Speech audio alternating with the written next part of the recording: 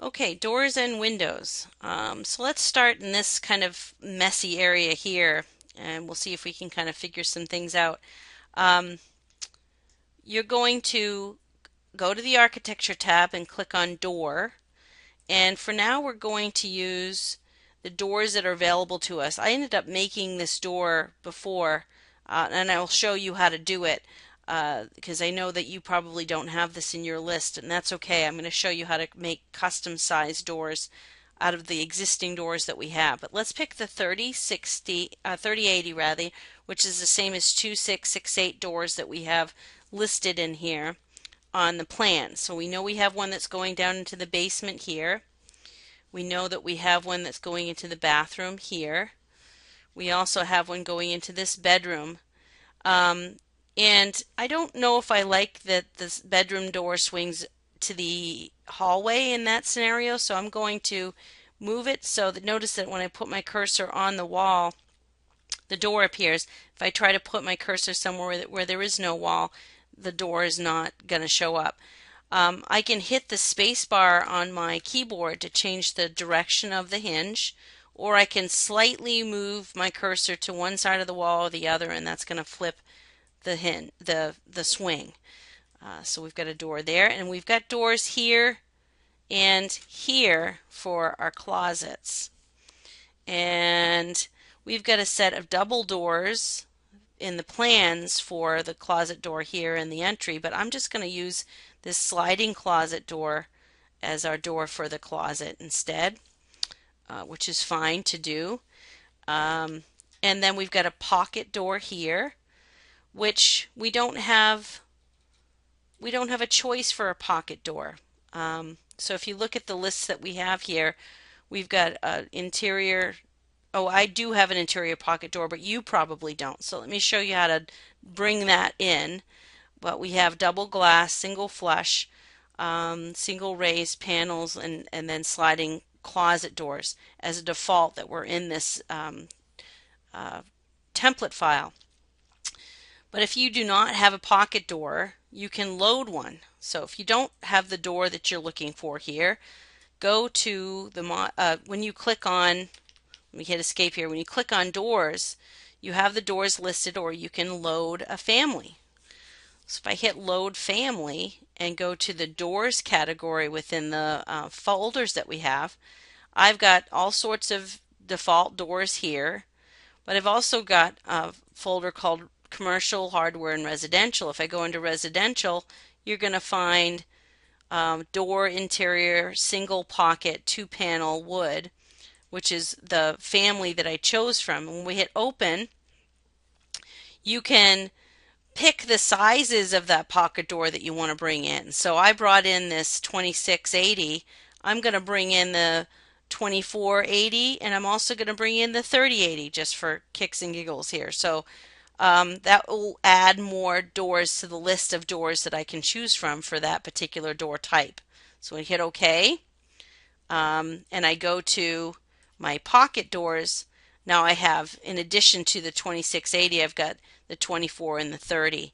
So I'll pick the 2680 and put that pocket door on this side. We can flip the direction that the pocket is in by using these arrows, and that looks good. Over here we have what are called openings. Openings are technically not doors, so they don't get loaded from a door catalog. I'm just adding one more door here that I noticed I missed. They get loaded from what are called components. What are components? Basically everything else other than walls, doors, windows, columns, roofs, ceilings, floors, curtain systems, mullions, and so on. So components encompass everything else, all the miscellaneous items that we might need to get to in order to make this model complete. When I click on component, I'm going to get a list of component items already in here. And I have passage open encased, but I don't believe that you do. So I'm going to show you how to find it. If you go to load family again, you will find that there's an openings folder. And in the openings folder, we have passage open encased, We've got elliptical openings, square openings, round openings, just a door without casing, all sorts of different openings. So I picked this category right here and brought them in and picked the correct size and put an opening here, here, to get into that hallway area to get to the bathroom. Okay.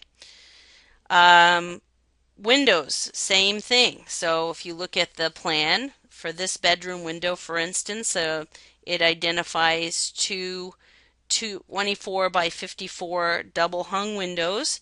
So I'm going to go to the Windows category under Architecture. And if I don't see my window size here, I'm going to make one like I did here. So this is how we make one. We can click on the 24 by 48. I'm going to make a different size. I'm going to actually make the 36 by 54 because I already made the 24 by 54, but I'm going to edit the type. I can duplicate it, which basically makes a copy of that window type. I'll change the name to reflect what I'm going to set for height and width. So that changes the name. It adds that name to the list of possibilities. And I need to change the height to 4'6" and the width to 3 feet in order to reflect that new change in size. Once I do that, there's my new double hung window type, and I can put those double hung windows right in a row here as shown on the plans. I might need to make some adjustments to exactly where I put them, so let's slide them all over. There we go. And so they show up over here in the 3D view, and I've got the Windows 24 by 54 rather showing up inside of this bedroom. I've got an awning window for here, casement windows here and here. You can read the sizes and see if you can find them. Let's load one other type just to show you how to get them.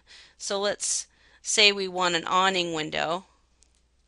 I don't see awning windows in the list, so I would load family, move down to the Windows folder, and find awning with trim.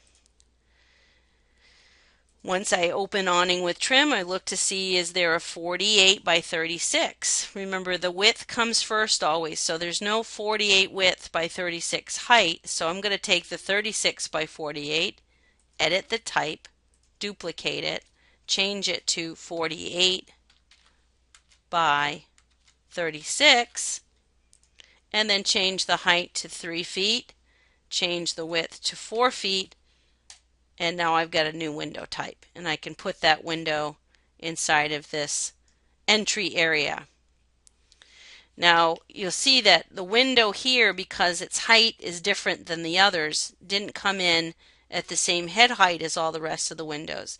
I really want all of my windows to be at the same head height. So what I'm going to do is I'm going to select everything, and I'm going to filter the selection by clicking on that funnel. I'm going to check none and then just check off my windows. I basically would do this at the end after I'd placed all my windows, but what this allows me to do is change common things about the windows that show up here. See, it says multiple families selected, but something in the common that they would all have is their head height, and I want to change that to 6'8" so that all of the windows match the same head height when I'm done. Right, so you can keep going and adding the doors and the windows as you see them from the plans.